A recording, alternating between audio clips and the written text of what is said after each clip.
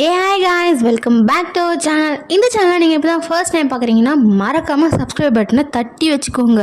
வாங்க நம்ம ட்ராமாக்குள்ளே போகலாம். இன்றைக்கி நம்ம பார்க்க போகிற ட்ராமா என்னன்னு பார்த்தீங்கன்னா, அதாவது இனிமேல் பார்க்க போகிற ட்ராமா டெத் கேம். இது ஒரு செம்மையான ட்ராமான்னு கூட சொல்லலாம். இது ட்ராமாவோட ஒன்லைன் என்னன்னு பார்த்தீங்கன்னா, ஒரு மனுஷன், அதாவது ஒருத்தன் இருக்கான். அவன் தன்னோட சாவை அவனே போய் தேடிக்கிறான். சூசைட் பண்ணி இறந்து போகிறான். ஸோ சூசைட், அதாவது இறந்து போகிறான்ல, டெத்து. அந்த டெத்துன்னு ஒரு பொண்ணே இருக்கா. அந்த டெத் அப்படின்ற பட்டத்தோட அந்த ஒரு பொண்ணு இருக்கா. அவள் தான் சாவு போல இருக்குது. நான் உங்ககிட்ட தேடி வராமல் நீ என்கிட்ட தேடி வந்ததுனால உனக்கு நான் சாபத்து கொடுக்குறேன், நீ 12 வாட்டி செத்து செத்து வாழ்வ அப்படின்னு சொல்ல. அதுதான் இந்த கதையோட ஒன்லைனே. அவன் எப்படி 12 வாட்டி செத்து செத்து வாழ்கிறான். அவன் செத்து செத்து வாழும்போது அந்த ஒரு இதுலையும் எந்தெந்த ஃபேஸ் பண்ணுறான், எந்தெந்த பிரச்சனைகளை ஃபேஸ் பண்ணுறான், அந்த மாதிரி கதையை தான் நம்ம இப்போ பார்க்க போகிறோம். சரி வாங்க நம்ம ட்ராமாக்குள்ளே போகலாம். இந்த ட்ராமாவில் ஒரு 12 பேர் இருப்பாங்கன்னு கூட சொல்லலாம். அந்த 12 பேருமே வித்தியாசமான கேரக்டர், வித்தியாசமான ரோல்ஸ்லாம் நடிச்சிருக்காங்க. சின்ன குழந்தைலேருந்து பெரிய கிழமை வரைக்கும் கூட அந்த 12 பேர் இருப்பாங்கன்னு கூட சொல்லலாம். வாங்க நம்ம ட்ராமாக்குள்ளே போகலாம். ஸ்டார்டிங் சீனில் நம்ம ஹீரோவை காமிக்கிறாங்க. ஹீரோட பேர் லீஜே. அவன் எங்கேயோ ஒரு இடத்துல இருக்கான். பயந்து போய் எதையோ ஒரு மாதிரி பயந்து போயிருக்க மாதிரி, வாந்தி வர மாதிரி, கண்ணெல்லாம் தண்ணி ஊற்றிட்டு இருக்கு. அப்போ ஒரு பொண்ணு அவனை நோக்கி வரா. அவள் ஒரு மாதிரி கொஞ்சம் வியர்டாக இருக்கா. அப்படி வியர்டாக வந்தவன் என்ன பண்ணுறா, ஒரே சுடுதான். அவன் சுட்டு தான் அவன் மேலேருந்து கீழே விடுற மாதிரி காமிக்கிறாங்க. என்ன நடக்குது இங்கே அப்படின்னு சொல்லிட்டு அவனுக்கும் புரியல. அப்போ தான் காமிக்கிறாங்க 7 years பேக் அப்படின்னு சொல்லிட்டு. 7 years பேக்கு முன்னாடி நம்ம ஹீரோ செமையாக ஒரு காலேஜ் ஸ்டூடெண்ட்டாக இருந்திருப்பான். அவன் கேர்ள் ஃப்ரெண்ட் கிட்ட பேசிட்டு வந்துட்டு இருக்கான். இந்த மாதிரி இந்த ஜாப் கிடைச்சிதுன்னா எனக்கு செம்ம லக்கு அப்படின்லாம் பேசிட்டு வர, உன்னால் முடியும் ஓப்பா அப்படின்னு சொல்லிட்டு அவளை என்கரேஜ்லாம் பண்ணிட்டு இருக்கா.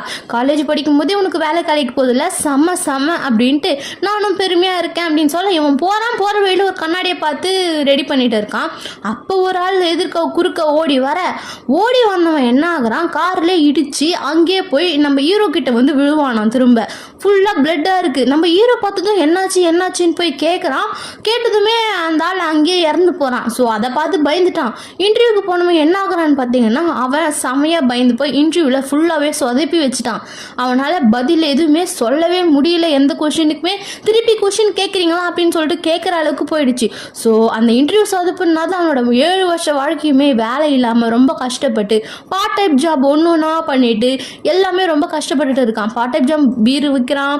அதே மாதிரி கார் குடிச்சிட்டு ஓட்டுறவங்களுக்கு ஓட்டுவாங்கல்ல, அந்த மாதிரி அந்த காரும் ஓட்டிகிட்டு இருக்கான். அப்போ அவனோட ஃப்ரெண்ட் எனக்கு மேரேஜ்டா வந்துடுடா அப்படின்னு சொல்ல, இவனுக்குள்ளே ஒரு கஷ்டம், இன்னும் கேர்ள் ஃப்ரெண்டை கல்யாணம் பண்ணிக்க முடியலையே அப்படின்ற மாதிரி ஒரு குற்ற உணர்ச்சியோட அவனும் இருக்கான். திரும்ப வீட்டுக்கு போயிட்டு எத்தனையோ வாட்டி நானும் அப்ளை பண்ணி பார்க்குறேன். பட் எல்லா வாட்டியுமே எனக்கான அந்த வாழ்க்கை கிடைக்கல. பட் கடைசியாக ஒரு டைம் இப்போ கிடச்சிருக்கு. இந்த கம்பெனியில் இந்த வாய்ப்பை நான் கைப்பற்றிட்டேன்னா என்னால் எல்லாமே முடியும் அப்படின்னு சொல்லிட்டு போய் இன்டர்வியூ அட்டன் பண்ணுறான். இன்டர்வியூ அட்டன் பண்ண சொல்ல அவன் ரெஸ்யூமில் ஃபுல்லாகவே பார்ட் டைம் ஜாப் ஒர்க் பண்ண எல்லா லிஸ்ட்டும் தான் இருக்குது. நீ மட்டும் ஏன்பா பார்ட் டைம் ஜாபே போய் பண்ணியிருக்க அப்படின்னு சொல்லிட்டு அங்கே இருக்கவங்க எல்லாம் கேட்க, அங்கே ஒருத்தர் நடுவில் இருக்கான். இந்த பார்ட் டைம் ஜாப்லாம் நீ பண்ணியிருக்கல. ஸோ எனக்கு என்ன தோணுதுன்னா, நீ செம்ம கரெக்டாக இருப்ப இந்த ஜாபுக்குன்னு தோணுது. பிகாஸ் உங்கள் அப்பா கால் சீக்கிரம் இறந்து போயிருக்காரு. அதுக்காக நீ இவ்வளோ வேலை பார்த்து உன்னால் கண்ட்ரோல் பண்ண முடியும் அப்படின்ற அளவுக்கு தான் அந்த ரெஸ்யூமே இருக்குது. ஸோ நீ வரலாம் அப்படின்னு சொல்லிட்டு ஏதோ சொல்கிறாங்க, ஒரு மாதிரி நல்ல செய்தி கொடுக்குற மாதிரி.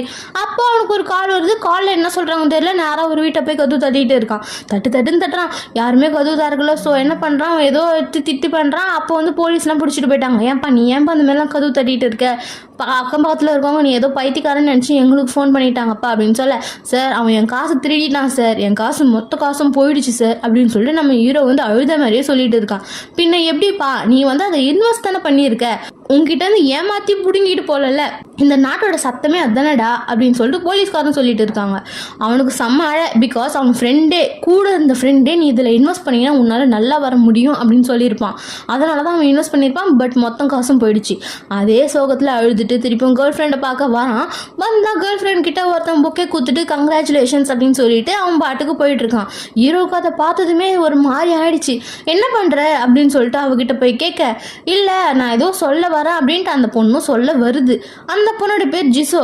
சரி விடு, வேலை கிடைக்கல, சரி நம்ம நல்லதாக பார்த்துக்கலாம் அப்படின்னு சொல்லிட்டு ஒரு என்வெலப் மாதிரி அதில் காசை அவங்ககிட்ட கொடுக்குது ஹீரோ கிட்ட. ஜிசோ நம்ம 2 பேரும் பிரிஞ்சு போயிடலாமா, இதுக்கு மேலே வேணாம், நீ என்ன நினச்சிட்டு இருக்க, உன் உங்ககிட்ட காசு வாங்கி நான் வாழ்வேன்னு நினச்சிட்டு இருக்கியா, வேணாம் ஜிசோ ப்ளீஸ் பிரிஞ்சிடலாம் அப்படின்னு சொல்லிட்டு நம்ம ஹீரோவும் ஒரு மாதிரி பேசிட்டான். நம்ம ஹீரோயினுக்கு ஒன்றுமே புரியல, ஏன் இவன் இப்படி பேசுகிறான் அப்படின்னு சொல்லிட்டு பேசி முடிச்சுட்டு அவன் என்ன பண்ணுறான், வீட்டுக்கு வரான். வீட்டுக்கு வந்து பார்த்தா எல்லா திங்ஸுமே வீட்டுக்கு வெளியே இருக்குது, வீட்டுக்கு பூட்டு போட்டுட்டு இருக்குது. என்னடா இது அப்படின்னு பார்த்தா, ஏன்பா உன்னோட ரெண்ட் இது முடிஞ்சிடுச்சு, 2 நாளில் இன்னொருத்தர் இந்த வீட்டுக்கு வராங்க அப்படின்னு சொல்லிட்டு எழுதி ஒட்டிகிட்டு இருக்குது. இவனுக்கு செம்ம காண்டாயிடுச்சு, என்ன இவங்க இப்படிலாம் பண்ணுறாங்களே அப்படின்னு சொல்லிட்டு கால் பண்ணுறான். அவங்க கால் எடுக்கல. ஸோ எல்லா திங்ஸுமே மழையிலேருந்து இப்படி உள்ளே தள்ளி கொண்டு வரான். காலையில் விடிஞ்சிடுச்சு, மெசேஜ் வருது, இந்த மாதிரி நீங்கள் இன்டர்வியூவில் வந்து ஃபெயில் ஆகிட்டீங்க அப்படின்னு சொல்லிட்டு, உங்களுக்கு வேலை இல்லை அப்படின்னு சொல்லிட்டு. பாவம் அவனுக்கு அதுக்கு மேலே என்ன பண்ணுறதுன்னு தெரியல. ஸோ என்ன பண்ணுறான், ஒரு பில்டிங் நேராக போய் நின்றுட்டு, அந்த ஆள் 7 வருஷத்துக்கு முன்னாடி அந்த ஆள் என் எதிர்க்க வராமல் இருந்திருந்தா நான் இந்நேரம் வேற மாதிரி இருந்திருப்பேன். அந்த ஒரு ஆளால் தான் வந்து என் லைஃப் இப்படி மாறிடுச்சு. ஸோ இந்த வாழ்க்கையை வாழறதுக்கு நான் செத்து போகலாம் அப்படின்னு சொல்லிட்டு மேலேருந்து கீழே குதிச்சிடுறான்.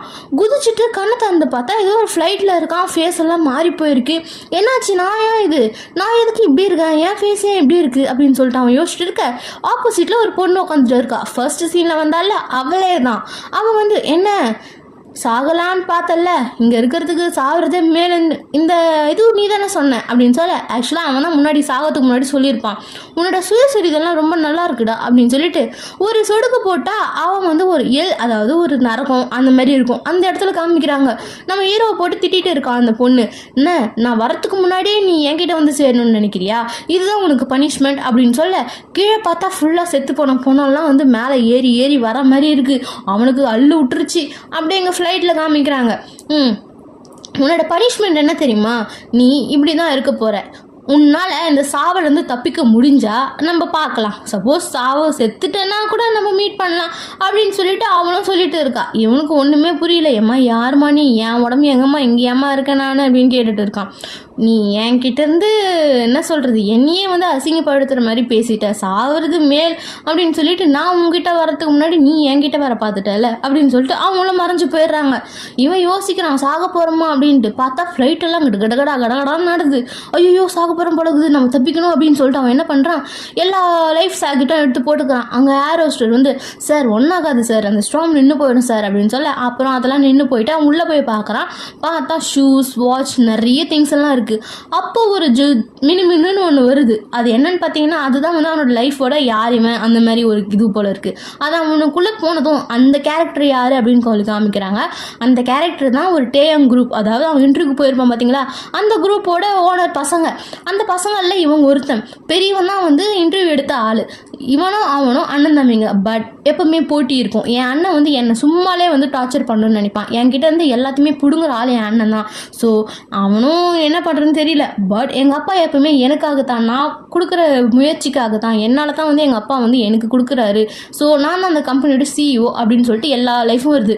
ஓ அப்போ இவன் தான் அந்த சிஇஓவா, பரவாயில்லையே, நம்ம லைஃப் ஜாலியாக இருக்கும் போல இருக்குது, நம்ம தான் தப்பிச்சிட்டோமே சாகுலேருந்து அப்படின்னு சொல்லிட்டு நம்ம ஹீரோவும் பக்காவாக இருக்கும் இனிமேல் என் லைஃப் அப்படின்னு சொல்லிட்டு பண்ண.